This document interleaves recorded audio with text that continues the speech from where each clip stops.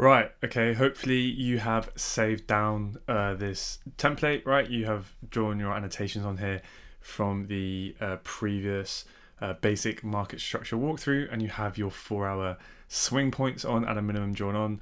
Potentially you will still have your minor breaker structure, right? And your change of characters there as well, but ideally you have your 4 hour swing structure mapped out.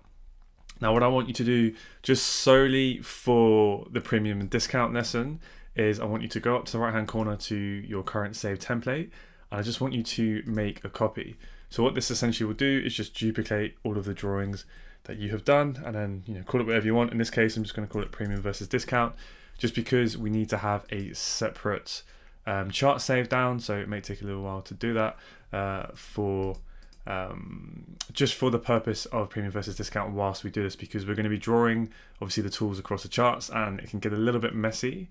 So as we go throughout the rest of the course and we start to build on more concepts, what I want us to do is to use our initial, right, the one that we were first using, this initial layout, to build on those concepts. But just now, whilst we really dig into premium and discount, the chart's going to be a little bit messy, so I just want to keep it to a separate one here. So then when we go back to our original one, we can build on this and it won't get kind of overwhelming and confusing, if that makes sense. So yeah, this will kind of be our sort of practice arena for playing around with premium and discount here. So what I'm going to do is just go through the price action that we've done so far. This should be a lot quicker than having to actually go through each bit of price action and map out your structure, because now we already have our swing points. So literally all we are going to be doing is drawing our premium discount right between those swing points. So if you have that premium and discount tool saved, I did briefly go over it in the theory video, but essentially what you want to have, if you haven't already, is have this fib retracement tool, which you can get over here and save it down to your favorites toolbar, and then you should be able to have something looking like this, right? So what we do when we are bearish, right, because we're looking at these lower lows and lower highs, is you can draw it from the high to the low, and then you can see where we have the premium and discount. Now there's a few ways you can kind of do this in the live market. Now ignore the colors here, it doesn't really matter which way you have them round, right? It's just kind of whatever makes sense to you, right? But yeah, the way I was saying in terms of which way you would draw it is in the live market, right? Imagine we don't have all of this price action yet, but you would just, price was down here and you're anticipating potentially where price is going to pull back, is you can just have it on the swing leg, right? Rather than having it drawn the whole way across, because, as you start to have more concepts and more analysis tools drawn on your charts and you're flicking through multiple time frames, it can get very, very confusing when you have all of these colors and shades everywhere. So I wouldn't really advise that you kind of do that in the live market. So I would do something like that. Or what can be even better is you can just hold shift when you drag it across so it doesn't move. If you hold shift, right, and then just have it drawn off to the side here. So this whole time you can focus on price action and you can see where we are within the leg, right, whether we're in the premium or the discount. And that way it will become a lot easier. But for now, I keep it even more minimalized than that. So I just have it there saved as a range. And essentially that way, I don't really care about what colors. Sometimes you can get, end up drawing it the wrong way around. But essentially all I care about is where is the EQ. I know that that's the 50%, right, from the swing high to the swing low. So anywhere above the EQ is always going to be the premium, right? No matter whether it's bearish or bullish. The top part is always expensive, right? The higher the price, that's the premium. The lower the price, that's the discount, right? So that way you don't end up getting your colors mixed up if you kind of had those shades there. So yeah, really simple tool, right? We're in this bearish trend. We get that 4 hour break of structure. What do we expect after a 4 hour break of structure? We expect a pullback. How do we know when that pullback is going to kick in? When we're purely just looking at market structure, well, we expect that to be that change of character, right? To give us that minor break of structure to the upside, which is what we get here, which then shows us that the swing run may be over and that pullback is kicking in. And then how do we know when that pullback is going to be over? We look for then another minor break of structure to the downside where we get that change of character here, and we then switch bearish, right? And then that gives us that sign that we get that next leg down. So that's what the way we were anticipating those swing moves, purely just looking at basic market structure on one time frame alone. Now we have introduced one more concept, which is of course premium versus discount, just to help us increase the probability of when that pullback may be over. So when we see that the pullback starting to kick in and we get that change of character, then we can kind of start to mark with a bit more confidence where that swing low likely is, right? And then that's when we can draw on our premium versus discount tool. right? And now what we can see, price pretty much comes back up to the EQ, right? Of course, it doesn't quite tap it and misses it here by a few pips. But if you see price coming up here, it's pretty much mitigated the EQ of the leg, right? We've pretty much come back to fair value for buyers and sellers. We then get our change of character back to the downside, right? Now you have that extra piece of confidence, that extra piece of evidence, and that you are now building to build, you know, a more high probability trade idea, right? And then what we can do is position ourselves short. We're now pro the 4-hour trend, and we can look to target that week low at a minimum, right? Because that low never took out the swing high, so we expect this low to be taken, and we get our break of structure. So that's literally as simple as it needs to be. One last point I kind of make about this bit of price action is, you know, the market is imperfect, right? We're not always going to get those picture perfect pullbacks to the EQ or all the way into the premium. You kind of just have to just, you know, use it as a spectrum of probabilities, and obviously the higher up it goes, the better it is for us to be getting into shorts. But you're gonna, you know, the whole point of this exercise is to see, sometimes it will pull back to the EQ, sometimes it will pull heavily into the premium when you're looking for shorts, sometimes it'll only pull back a little bit and it will go. So the whole point of this is to collect data, see how often it does pull back, see when it doesn't pull back. I'm just going to make this a little bit more dim because it's already annoying me. See how often it will pull back, and then we can start to collect data and get a bit more experience. Because if you're always waiting for price to come up into the premium, sometimes you're going to miss moves, and that's okay, right? It's just going to be dependent on each individual trader, how aggressive or how conservative you want to be. But this will just really give you a good understanding of, you know, how likely it is, and not overall price is going to pull back. But anyway, we get that next bearish leg, right? Now we start to get that pullback down here, so we can mark out the new range that we are within. And as we can see, after that 4-hour break of structure, we get that minor break of structure to the upside, that change of characters to show the pullback's kicking in, and we pull back up into the premium, right? Then we start to get changes of character again, back to the downside down here, right? Showing us that potentially that is the lower high in place. We've mitigated the premium, right, the EQ, and now we're ready to go and run this week low, okay?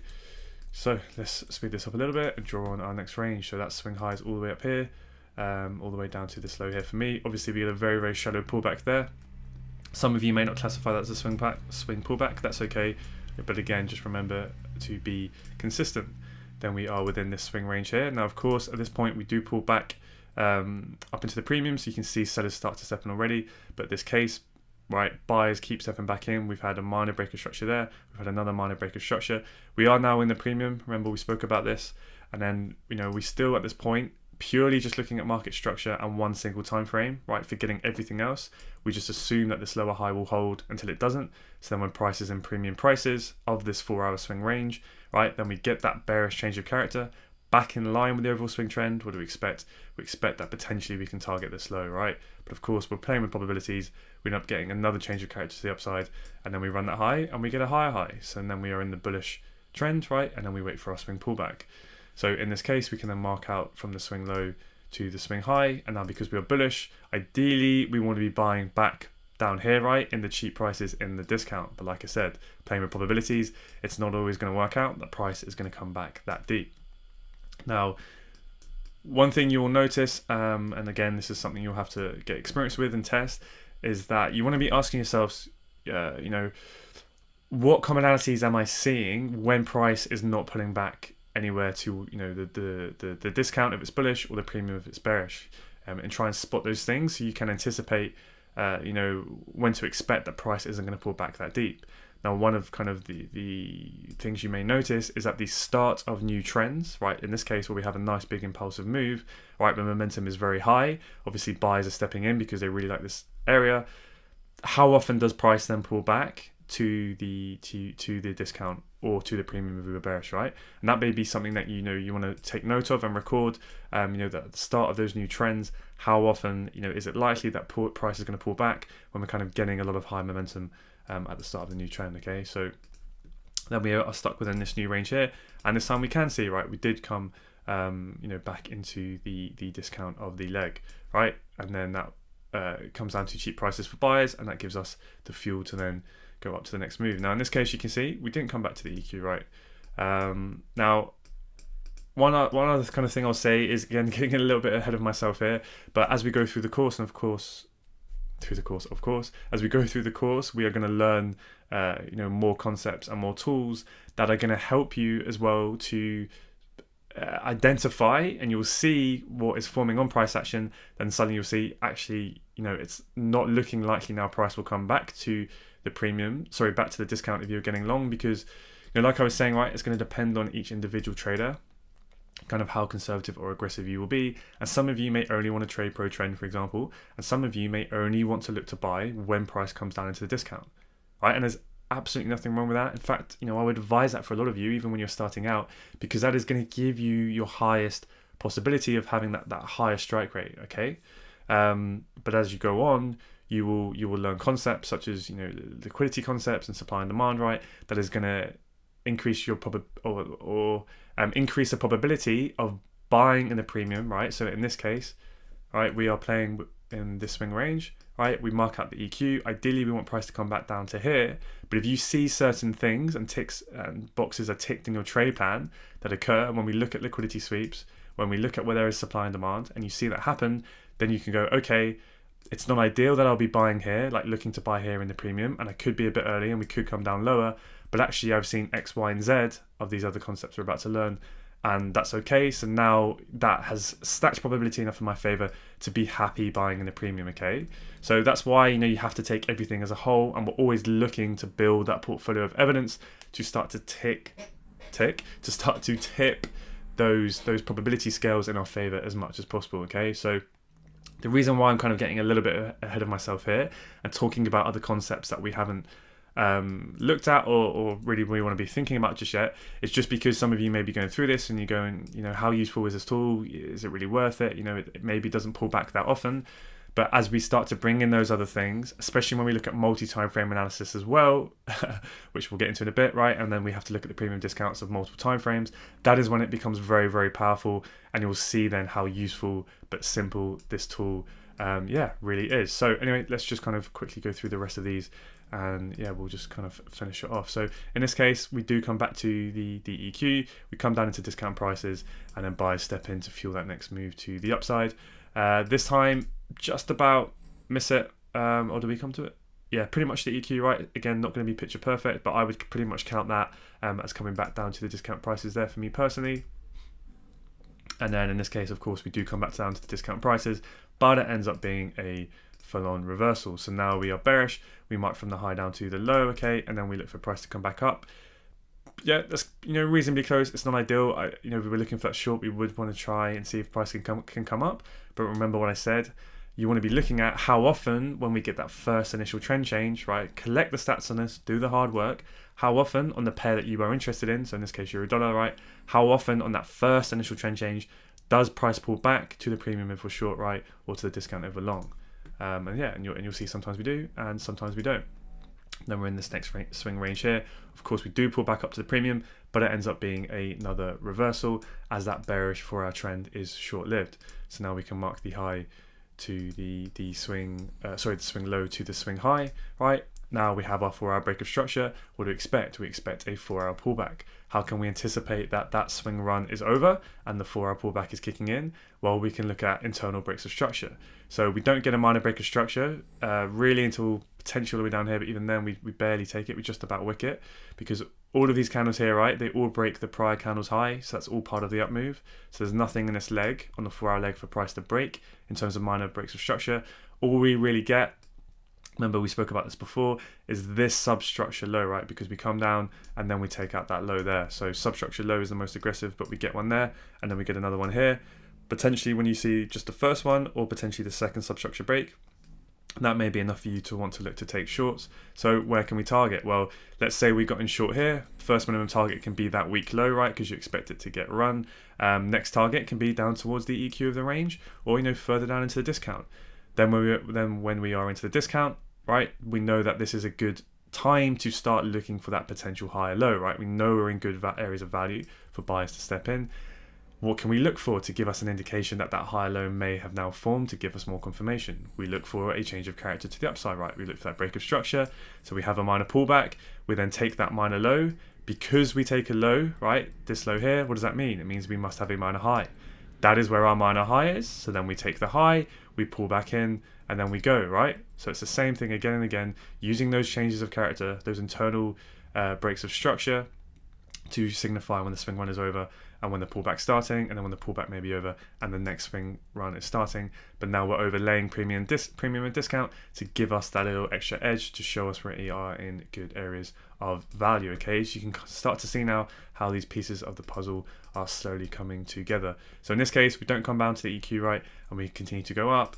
And then here, right, we do, if I can get it to draw on, we do come down to below the EQ. We are in discount prices. We could be looking for longs from here, but it ends up turning into a bearish reversal. So we mark out the low to the high, and in this case, right, we get that trend change. Now this is a case where it is the first initial trend change, but we do pull back up into the premium. So remember the first one we looked at here, where we got that first initial bullish trend change, right? Price didn't come back down. Then we got that first initial bearish trend change here. Price didn't technically make it, right? It came up to a decent area of value, but not quite into the EQ and the premium, right? Which is ideally what we'd want to see. Then we do get that first initial trend change again here, but we do come back this time, right? But if you're looking at kind of the long-term trend, it's quite later on in that initial trend. So, that's probably why actually it does pull back, right? Because we are starting to run out of steam, and that's why we only get another couple breaks of structure, and then we get that initial trend change, right? So now the longer-term trend is starting to end. But in this case, we do actually pull back up to the premium. We get that nice, premium prices to be looking to sell for. How do we know now that the lower high may be forming? We get a change of character to the downside, right? And we push down. And now this is when you can even use the premium versus discount on those internal legs, right? Because what happens? Price pushes down. Now you have a bit more confidence that lower high is going to form. Why? Because we're in the premium prices of the swing leg. We've had a change of character to the downside with that minor break of structure here. So we've moved down. We don't just want to jump in sell straight away. So what can we do? We can mark out the internal leg, right? We wait for price to pull back up to form that lower high. Comes back into the premium prices of the internal leg. We're also in the premium prices, right, of the swing leg. That's now a high probability to look at a minimum target of this swing low here, with the potential you can be in the long-term bearish trend change, right? So you can really see, hopefully now, how this is all starting to piece together. New swing range here. Again, come up into the premium. What do we get? Lower high forming in the premium, change the character to the downside. We can then mark the internal leg. What do? We pull back up into the premium of the internal leg. We look to get short, target that weak low, right, as a minimum. Again and again and again. Just adding these sort of layers of analysis to help us, right? This time we don't quite make it near the EQ, but not quite, so technically not a valid pullback in terms of just, trying to count the stats here, right, of whether it does pull back to pass the EQ or not, okay? So although I said it's not valid in terms of that, of course you can still look to take these trades. And this is what I mean, right? You're just going to have to work out, are you going to be happy to sell in those low prices, right? Are you going to be happy to sell on the discount? There are going to be plenty of times where you still get massive risk to reward, okay? So this is what you're going to have to figure out yourself and collect those stats and see what makes most sense to you. So again, we have massive momentum here. And this where you have to kind of ask yourself, theoretically, what is the likelihood with that amount of momentum that we are going to get a steep enough pullback, right, where buyers are going to want to wait for those premium prices? Or because there's so much momentum, actually, you know what? Sellers just want to step in, right? They don't care for price to come all the way back up here. The trend is so strong, they want to get in short. Price only has to pull back a little bit, right? Buyers cannot generate enough demand, right, to push price up higher, and then we get those trades short, right? So when you see a lot of momentum, right, and then we get that change of character to the downside, maybe that's enough for you to then look to want to get short, and you're happy to sell within the discount prices of this 4-hour leg, right? Then we are within this swing low to this swing high. What do? Pull back up into the premium, and then that is enough for sellers to step in again. And then we start to kind of fall a little bit more correctively now, right? Pull back up into the premium prices, and then we fall down again, right? Almost there. Draw from the low to the high, up into the premium prices, and then we sell off. And then of course, in this case, we do come up to the premium prices. Don't actually draw it on, so it's to the swing low there. And we pull back up into the premium prices. Don't know why I haven't got my little circle on. There we go. So we do try to sell off when we get to the premium, right, and we try to go down. But remember, we spoke about this. This is when buyers keep stepping in. You can see those big wicks, right? They're just stopping the sellers from driving price any lower. We then start to get those internal breaks to the upside, right? Multiple in a row. You can see those higher lows starting to hold, showing you that the buyers are starting to potentially take control. And then we do get that initial 4-hour trend change. So at that point, we are bullish. We draw from the low to the high, right? and we can then look to potentially short back down into those discount prices, right? Because we get that first initial change of character, that first minor break of structure, we get another one, showing you, that bearish order flow starting to kick in, and we can look to target the EQ, but in this case, price ends up going lower, and we do get a full-on reversal. So now we are bearish again, and we draw from the high to the low, right? What can we do? What do we expect after a 4-hour break of structure? We expect a 4-hour pullback. How do we know that 4-hour pullback is about to kick in? We can look for a change of character. So where do we get that? We get the minor low, the minor pullback. We take the minor low. Because we took a low, that means there must be a high. That is our high there. Price then takes that. It gives us our minor break of structure, right? Because we break the high, the minor high within that swing leg. So that gives us our change of character. So then what can we look to do? We can then mark the internal leg, right? We can wait for price to then pull back into the discount of this internal leg, right? This internal structure. Then we can look to buy that internal high low to do what? To target the 4-hour pullback back up into premium prices, right? So you can see it just misses it by a few pips. But again, this is where you're gonna have to decide whether or not that's still okay for you. That's, high enough probability to still look for shorts to then take this to the downside. Yeah, and then we don't get a minor break of structure, another kind of change of character really until down around here, right? But you can look at the substructure breaks and so on and so forth. And of course, we'll be using multi-time frame analysis as we go on, and then we get another break of structure. So now at this point, we can mark out the low to the high to the low, right? And then we can expect potentially price to pull back up to those premium prices again. Okay, so yeah, hopefully that's, it's a reasonably simple tool, but it can be very, very powerful, especially when we start to build on this more with more concepts. And we can really kind of piece the puzzles together. So obviously go back through the swing structure that hopefully you should have marked on your charts. Draw all of these on, and what I would also recommend, if you haven't done so already with your swing structure, is go further back, collect as much data as possible. I believe on this forex.com data feed, the 4-hour chart goes all the way back to 2013, right? So you can get over 10 years of data there, not over, just under 10 years of data on the 4-hour chart. It probably won't actually take you as long as you think, but literally, if Euro-dollar is going to be the pair that you want to concentrate on, or whatever pair it is, it's only going to take a few hours. Put some music on, enjoy it, see it as an investment, as for your future self, right? Take this shit seriously, right? This is a professional business. Collect the data, do the work, and then when you have that data, you've proved it to your mind, right? You've gone in there, you've done the hard work, and you have the hard, cold data to back it up of how often price will pull back to the discount prices in a bullish trend, and how often price will pull back up to the premium prices in a bearish trend. And that, okay, on Euro-dollar, on the 4-hour chart, it does that X percentage amount of times, then you have so much confidence in the market. Because if you're seeing this move here, right, and you're looking to get long, you can know maybe at the start of trends how often it does pull back and how often it doesn't. And rather than you waiting, you'll have then conviction.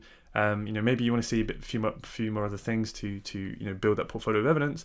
Then you're happy to get in long here because over X amount of years of data, whether that be 2, 3, 4, 5, 10 years, however much you do, you will know with X percentage probability, how likely that move is going to continue, right?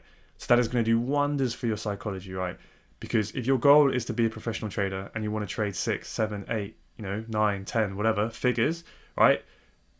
The higher you go with that account capital, the more psychological issues you are potentially going to run into. But if you have cold, hard, mechanical data to back that up, right, you're going to give yourself that highest probability of having success and not sabotaging yourself and having those ifs and doubts, because you've done the hard work now, you've collected that color data, and you can look at your spreadsheet, you can look at your trade plan, wherever you're going to record it, and you have that percentage figure staring back at you, and you can use that with confidence, and that helps you to take that long-term vision, focus on the law of large numbers, right? Everything that we've looked at in Trading an Edge, and then you can be the casino, right? Rather than the gambler, you have that edge in your favor, and you can trade with confidence. So what I would do, right, however you want to do it, whether you want to do it in Notion, on a spreadsheet, or literally just on a piece of paper, right, be a bit old school, is do this, and then you can either do it at the end, like I'm going to show you now, or do it as you go along and, take a tick. Maybe you want to use this icon here, right, and as each time you draw it on, and you can even, change that to green, be nice and fancy, right, maybe make it a little bit bigger, whatever. Save it down as a template, and you can go, well, in that case it didn't come back, that case it didn't, this case it did, so maybe you want to put like a little tick there beside each swing low, and then maybe you want to put like a across. Let's make it nice and red, keep it pretty, right? And then you may want to put that in all the places where it didn't, right? So that swing low didn't pull back. To be fair, that one did. So I would just put, you know, the tick beside the swing low, just so you know exactly what it's referring to. So that one should go there, right? So that one doesn't pull back to the EQ into the discount. So in terms of, you know, what we're trying to record stats on, then you can quickly go back and see, you can count them all up, right? So you have one column with all the ticks or one column with all the X's, whatever, and then you will eventually come to a total percentage, okay? So I would just do it very simply for the 4-hour swing structure, have a total number where you've collected and you know what percentage in general, and then you can get a bit more advanced and you may want to have a separate column where you're purely just looking at the first initial trend change, right? And then you'll collect the stats on that. So then you'll have a really good idea about that, okay? Yeah, and so on and so forth. And then if you want to be really advanced, right, then you can start looking at minor breaks of structure and things like that. But I think that's a little bit overkill for now. Just concentrate on your swing structure. Do it just on one time frame, right? I'd recommend the 4-hour time frame. And then again, as we go through the course, we start to apply multi-time frame analysis to this. We start to apply supply and demand, and we start to apply liquidity concepts. You will then have such a great understanding of, you know, when you can see and anticipate ahead of time that price isn't likely to pull back. But you would have already done the hard work and you will already have the stats. Yeah, I just can't recommend enough that you do this. But I'll stop ranting now. I'll let you get on with it. Yeah, and let me know how you get on. You know, chuck your charts into the community if you want any feedback as well. But yeah, I'll be really interested to see what stats you get, because of course there's not going to be, you know, everyone's going to have slightly different stats here because everyone will view structure slightly differently. Like I was saying over here, right, some people may not view that as a swing pullback. Some people may view that just as a minor break of structure. You know, some people may be even more aggressive. So there will always be slight differences. But yeah, keen to see what you guys come up with, yeah, and see what stats you get. So yeah, put some nice music on and enjoy it.